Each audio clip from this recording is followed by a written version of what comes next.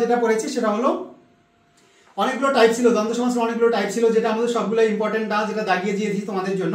So মিলনার্থক ছিল, বিরোধার্থক, বিপরীতার্থক, প্রায় সমার্থক, সহচর শব্দ যোগে, এরপরে দুটি ক্রিয়া যোগে, দুটি বিশেষণ যোগে, দুটি ক্রিয়া বিশেষণ যোগে, দুটি অব্যয় যোগে, তাই না? এরপরে আমাদের অলুক দ্বন্দ্ব ছিল, অনেকগুলো আমাদের দ্বন্দ্ব সমাস ছিল। তারপরে আমরা কোথায় গিয়েছিলাম? আমরা গিয়েছিলাম হচ্ছে কর্মধারয় সমাসে। কর্মধারয় সমাসের মধ্যে আমরা বিশেষ করে দেখেছি উপমান এবং উপমিত, যেটা প্রায় পরীক্ষায় আসে। সো উপমান এবং উপমিত দুটোতেই তুলনা করা অর্থাৎ কম্পেয়ার করা বোঝায়। এই কম্পেয়ারের মধ্যে একটাতে আমাদের উপমানের মধ্যে সত্য বুঝায়, মানে তুলনাটা সত্য হবে, উপমিতের মধ্যে মিথ্যা বুঝাবে। তারপরে একটাতে আমাদের নাউন প্লাস অ্যাডজেক্টিভ থাকবে, আর একটাতে নাউন প্লাস নাউন থাকবে, সিম্পল জিনিস। এরপরে রূপক কর্মধারয়ের রূপ থাকবে, তাই না? এটা দিয়ে আমরা বুঝতে পারি। এরপরে আমরা তৎপুরুষ সমাসে যখন গিয়েছি, তৎপুরুষ সমাসে আমরা কি দেখেছি? তৎপুরুষ সমাসে জাস্ট দেখেছি যে আমাদের বিভক্তির নাম অনুসারে 9 প্রকারের মধ্যে বিভক্তির নাম অনুসারে দ্বিতীয়া থেকে সপ্তমী পর্যন্ত যে বিভক্তিগুলো ছিল সেখান থেকে কিন্তু আমাদের কতগুলো আসে? 6 প্রকার আসে। আর বাকি 3 প্রকার আমাদের কি আসে? উপ তৎপুরুষ আছে, নয়ও আছে, অলুক তৎপুরুষ আছে, তাই না?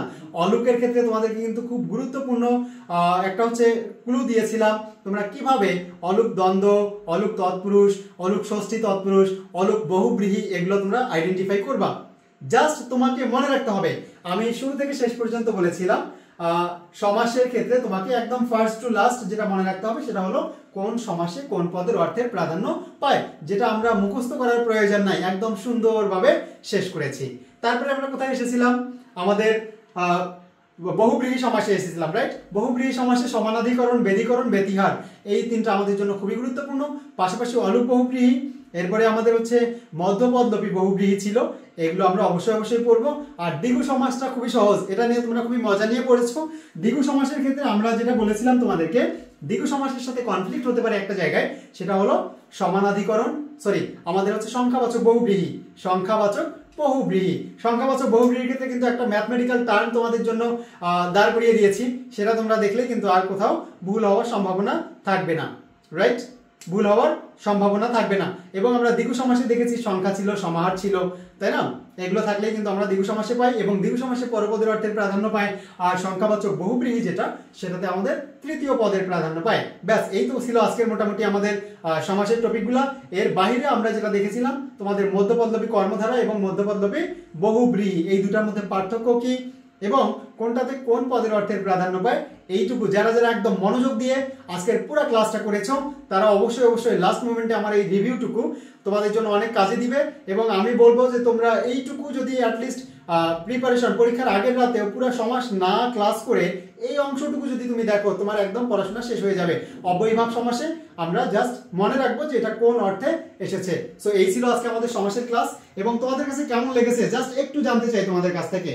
ওভারঅল কেমন লেগেছে আজকের ক্লাসটা একটু বলো তোমরা। জাস্ট এইটুকু দেখেই আজকের ক্লাসের ইতি টানবো।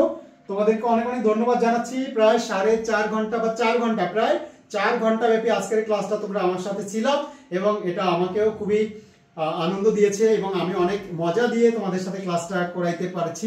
এই জন্য অনেক ধন্যবাদ তোমাদেরকে জানাই। এবং অনেক গার্ডিয়ান আমাদের সাথে যুক্ত ছিল লাস্ট পর্যন্ত, তাদেরকে অনেক ধন্যবাদ জানাচ্ছি। তো আচ্ছা, খুব ভালো লেগেছে না?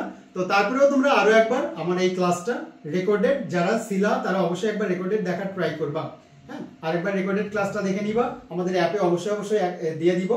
তো এর বাইরে তোমরা যেহেতু আমাদের কোর্সে আছো, যদি তোমাদের মনে হয় যে ভাইয়ারা এরকম করে ক্লাস নিচ্ছে এবং বাংলাদেশে অন্য কোনো নার্সিং প্ল্যাটফর্ম কিংবা কোচিং এইভাবে সার্ভিস দিবে কিনা যেটা সন্দেহ, তোমার পাশে কিংবা তোমার কোনো ফ্রেন্ড যদি মনে করে যে তারা নার্সিং প্রিপারেশন নেবে, সেই ক্ষেত্রে তুমি তাদেরকে সাজেস্ট করতে পারো যে এখন আমাদের যেহেতু শিওর সাকসেস কোর্সে আমরা তোমাদের জন্য হচ্ছে একটা ডিসকাউন্ট দিচ্ছি, এবং শিওর সাকসেস কোর্সে আমাদের একদম পুরো দমে ক্লাস শুরু হয়ে গেছে।